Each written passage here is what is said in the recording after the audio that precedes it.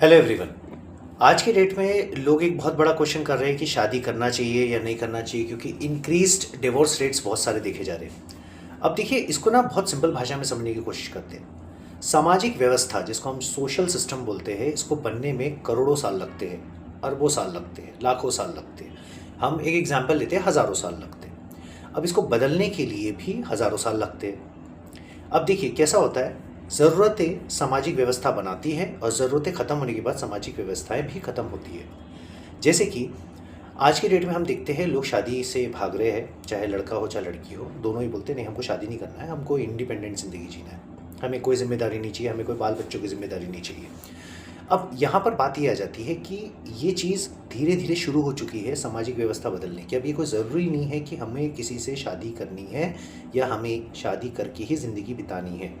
ठीक है, आप अकेले भी रह सकते हैं, ये भी एक आपकी चॉइस है, इंडिविजुअल विल है।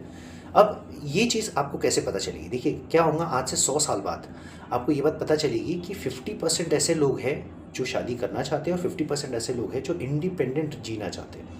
फिर आपको 500 साल के बाद ये पता चलेगा कि उसमें से 75% लोग जो है वो इंडिपेंडेंट जीना चाहते हैं और 25% लोग शादी करना चाहते हैं। और 1000 साल के बाद आपको पता चलेगा कि अरे यार, आपस में आप बात कर रहे हो और पता चला अरे देखो, मालूम है क्या, यूपी में एक जन की शादी हो गई, बिहार में एक लड़की की शादी हो गई, एमपी में एक लड़के की शादी हो गई। सामाजिक व्यवस्था एकदम से नहीं बदलती, सामाजिक व्यवस्था को बदलने के लिए समय लगता है।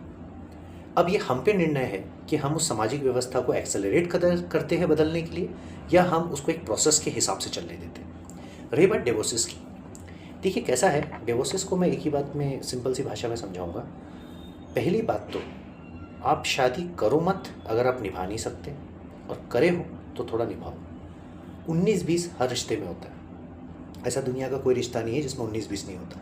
माता पिता में झगड़े होते हैं, बाप और बच्चों में झगड़े होते हैं, माँ और बच्चों में झगड़े होते हैं, सास बहू में तो ऑब्वियसली आप जानते हैं, वर्ल्ड वाइड फेमस है।